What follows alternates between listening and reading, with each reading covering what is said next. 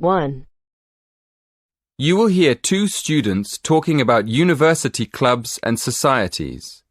First, in the exam, you will have 20 seconds to look at questions 1 to 7.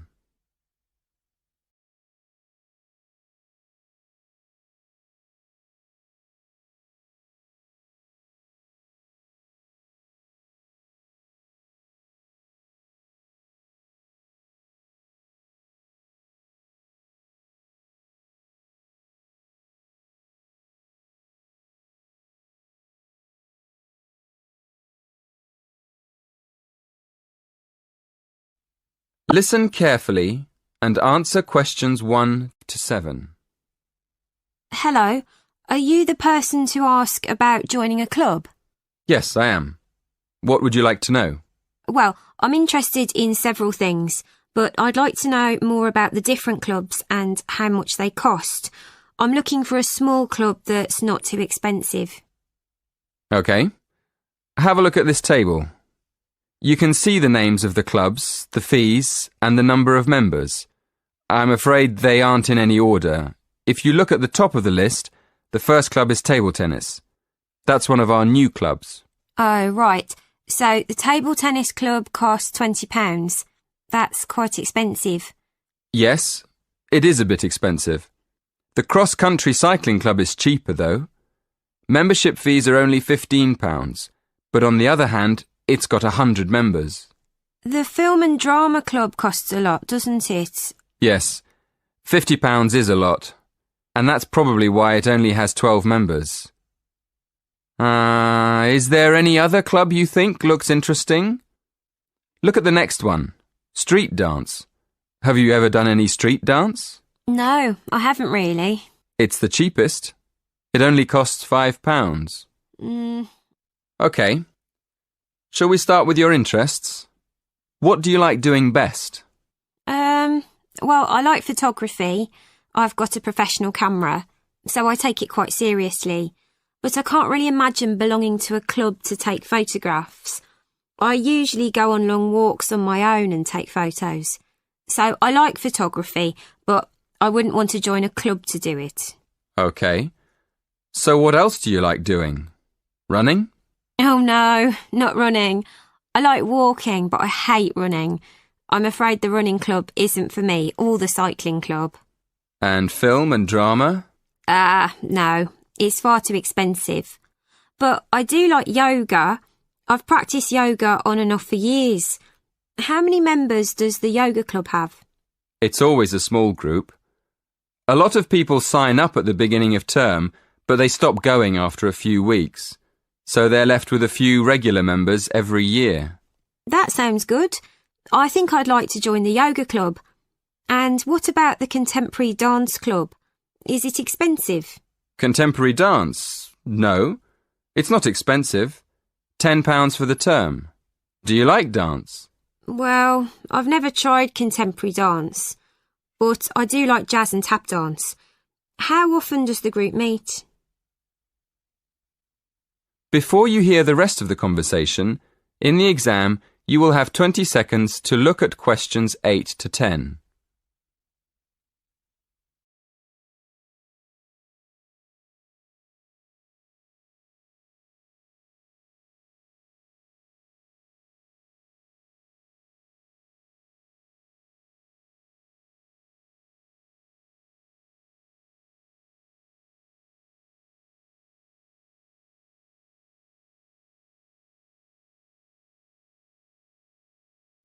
Listen and answer questions 8 to 10.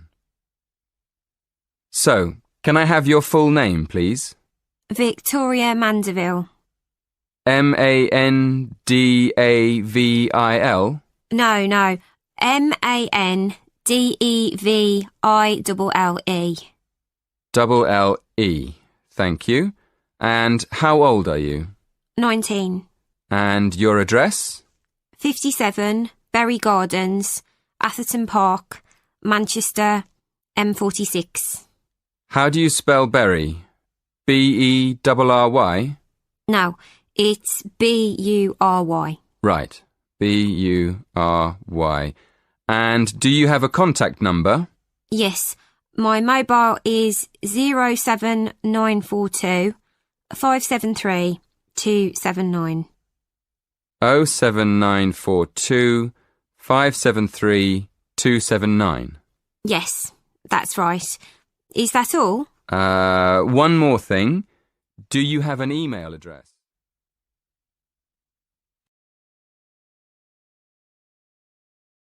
That is the end of part 1. You now have half a minute to check your answers.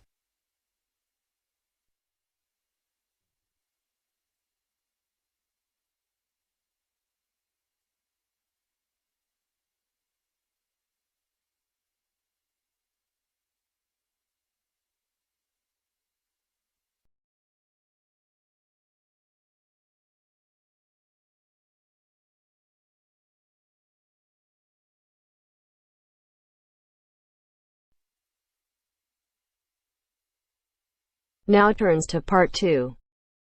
Part 2.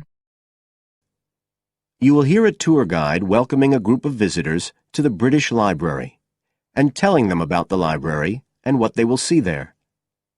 First, you have some time to look at questions 11 to 15.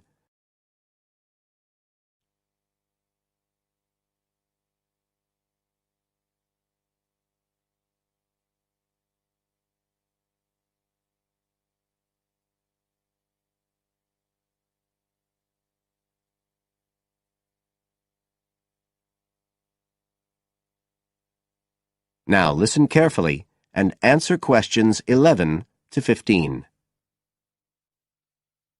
Good afternoon, ladies and gentlemen, and welcome to your very own tour of the British Library on this lovely afternoon. My name is Tony Walters, and I'm your guide for today. Could I please see your tickets for the guided tour? I'd also like to remind you that any tickets bought today do not include a visit to the reading rooms. I'm afraid we don't do visits on Fridays, or any weekday during working hours, so as not to disturb the readers. But if you do want to see those rooms, the only day there are tours is on Sundays. So, I don't want anyone to be disappointed about that today. OK? Thank you. Right, we'll start with a brief introduction. As many of you know, this is the United Kingdom's National Library, and you can see that this is a magnificent modern building. It was first designed by Sir Colin St. John Wilson in 1977, and inaugurated by Her Majesty the Queen more than 20 years later in 1998. As you can see, the size is immense, and the basements alone have 300 kilometres of shelving, and that's enough to hold about 12 million books. The total floor space here is 100,000 square metres, and, as I'll show you, the library houses a huge range of facilities and exhibition spaces. And it has 1,000 staff members based here in the building. So, you can appreciate the scale of our operation. In fact, this was the biggest publicly funded building constructed in the United Kingdom last century. It is still funded by the government as a national institution, of course, and it houses one of the most important collections in the world. The different items come from every continent and span almost 3,000 years. The library isn't a public library, though. You can't just come in and join and borrow any of the books. Access to the collections is limited to those involved in carrying out research. So it's really a huge reference library for that purpose, and anyone who wants to consult any materials that are kept here can formally apply to use the library reading rooms. You now have some time to look at questions 16 to 20.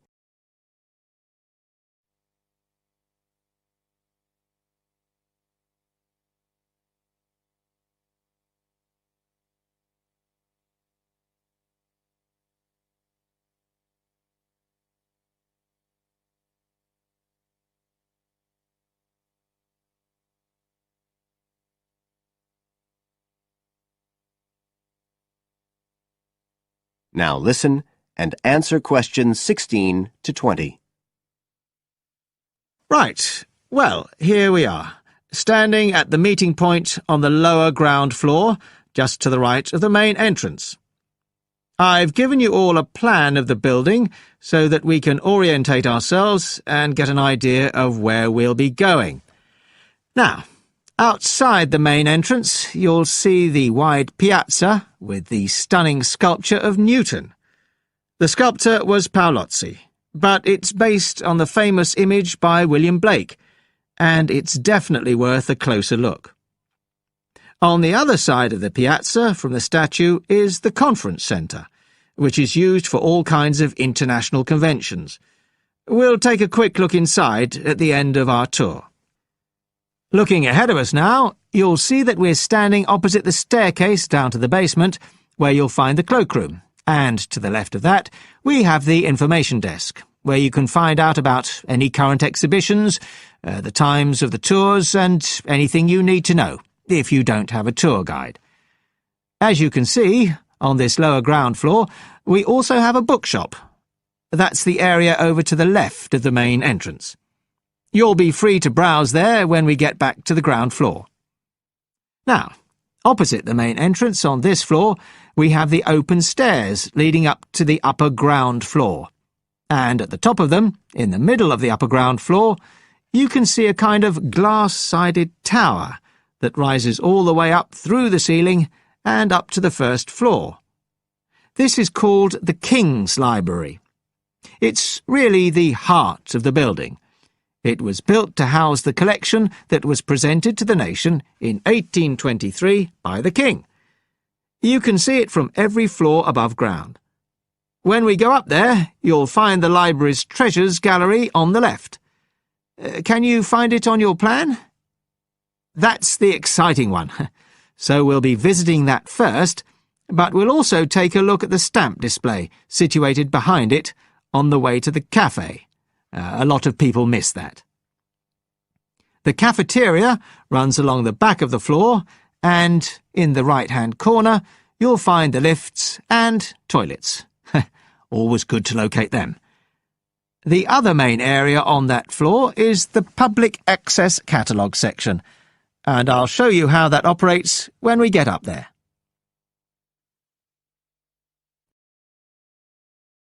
That is the end of part 2. You now have half a minute to check your answers.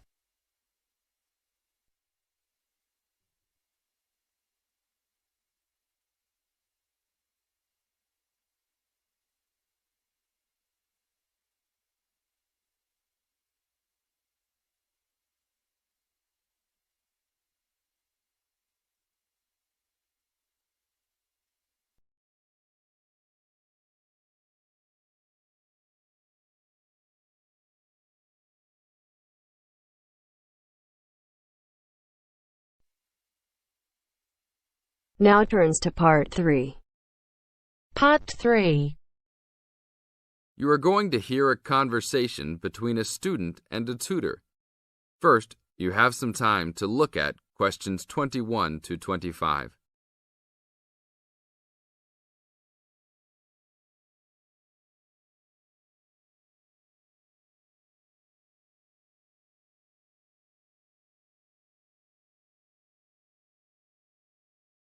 Now listen to the tape and answer questions 21 to 25.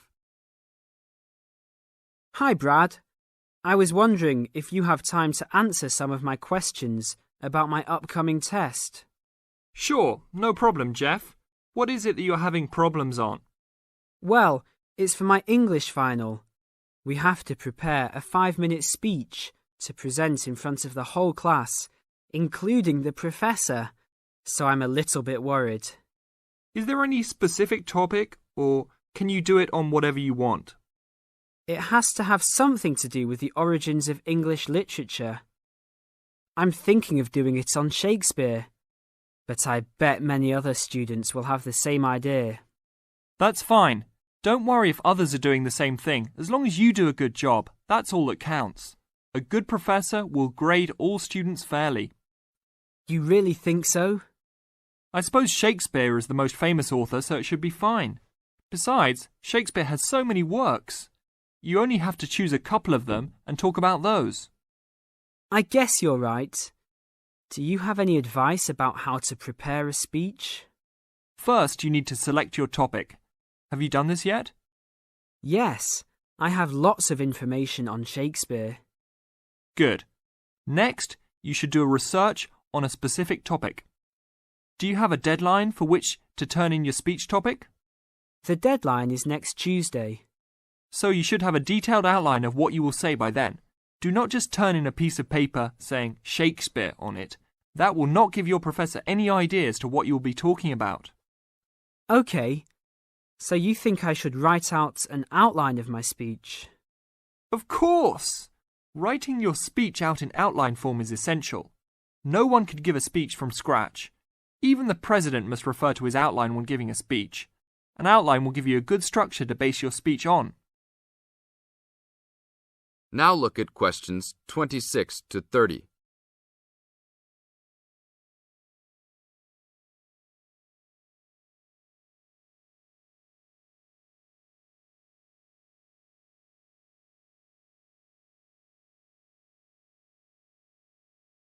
Now listen to the tape and answer questions 26 to 30.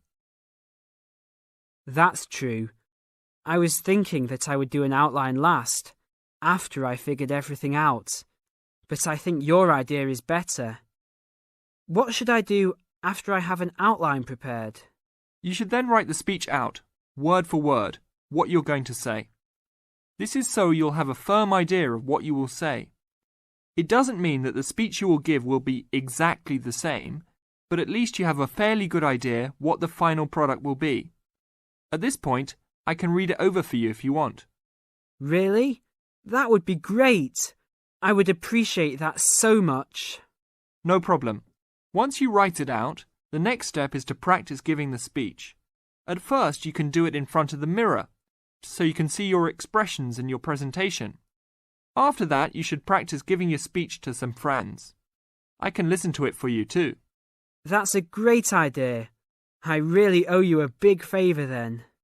Sure, you can do my Latin homework for me. Just kidding. Seriously, don't worry about it. I can help you with anything you need. So when is the speech due? Well, the speech topic is due next Tuesday. The speech itself will be due next Friday. I can help you any time you want because I have no tests this next week. Besides, I'm an English major and Shakespeare is one of my favourite authors, so helping you out will be no big deal. Thanks so much. Well, I'm going to the library to get started on all this. I'll call you tomorrow. See you tomorrow then. That is the end of part 3. You now have half a minute to check your answers.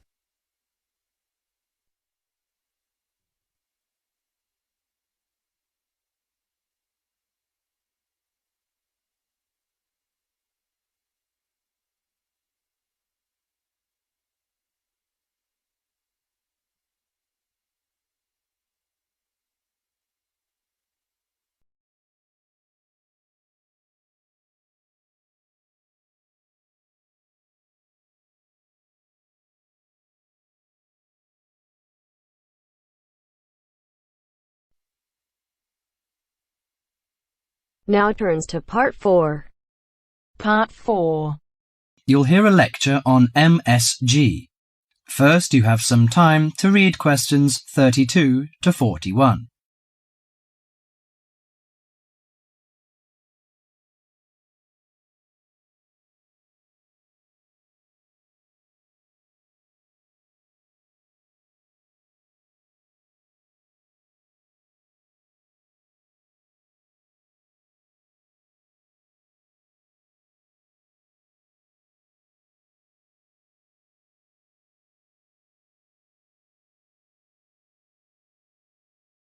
Now listen to the conversation and answer questions 32 to 41.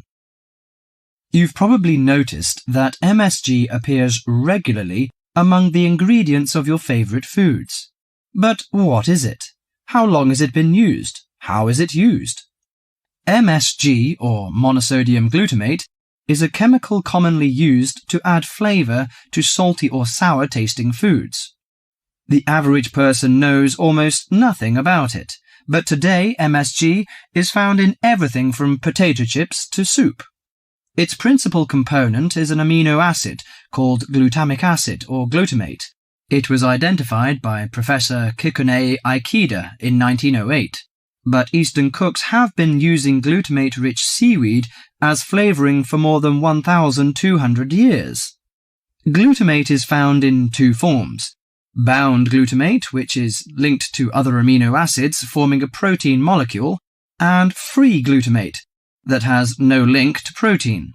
Only free glutamate is effective in enhancing the flavour of food. Foods often used for their flavouring qualities, such as tomatoes and mushrooms, have high levels of naturally occurring free glutamate. MSG is usually produced through fermentation of corn, sugar beets, or sugar cane.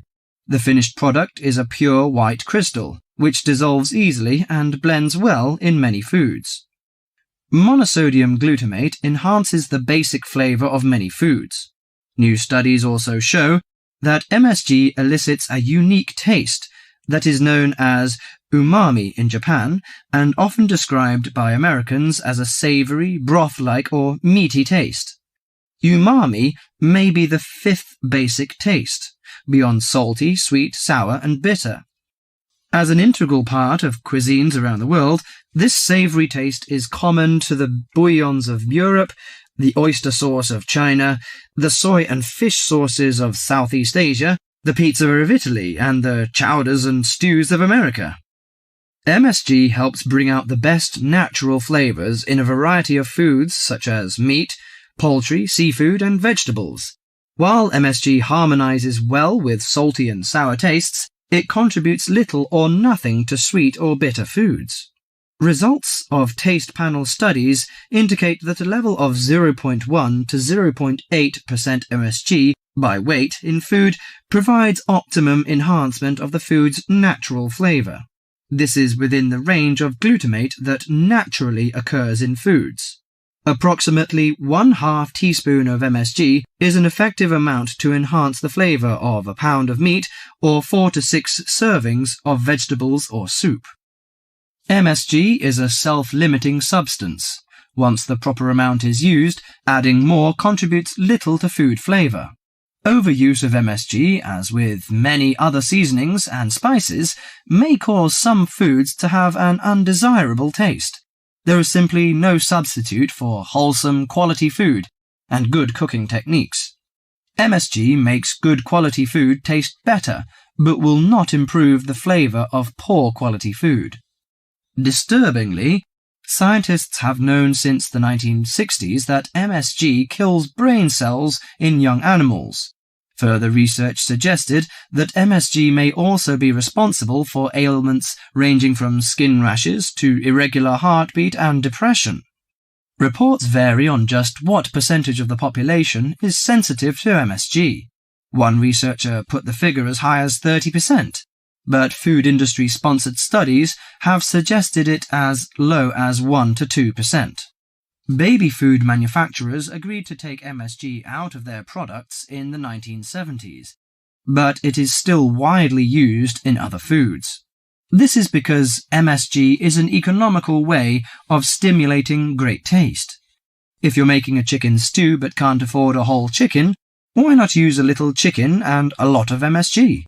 Consumer groups in the USA campaign regularly against its use, but for many of us, MSG will continue to be a part of everyday life. Food, it seems, will always be a matter of personal taste. That is the end of part 4. You now have half a minute to check your answers.